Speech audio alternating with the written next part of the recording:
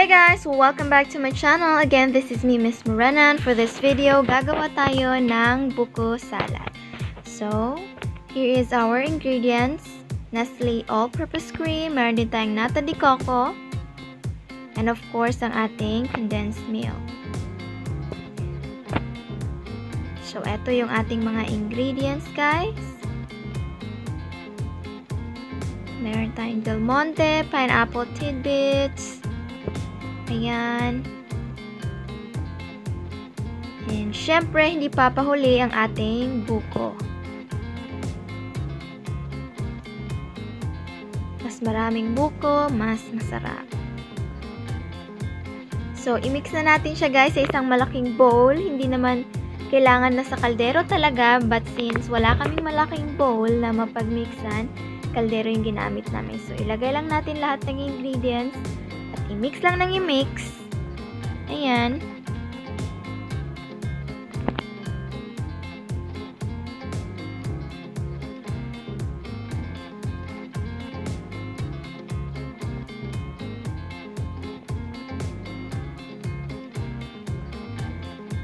Mix it to the left, mix it to the right.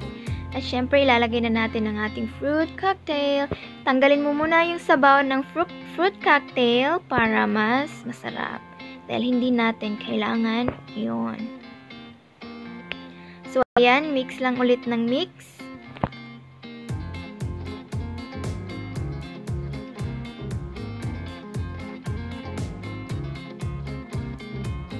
Dagdagan ulit natin ng pineapple tidbits.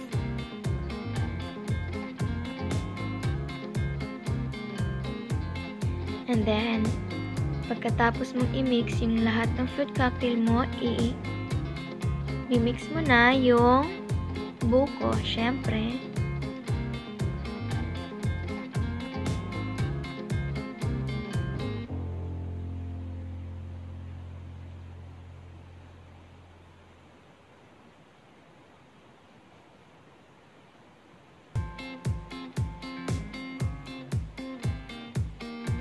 I-mix lang natin ng maigi lahat ng ingredients.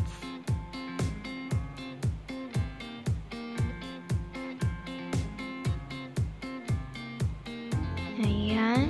And then after nating i-mix lahat, ilalagay na natin siya sa isang malaking plastic or Tupperware. Yung ating buko salad. And after nito, ilalagay natin ito sa freezer. Siyempre, huwag kakalimutan ng ating cheese.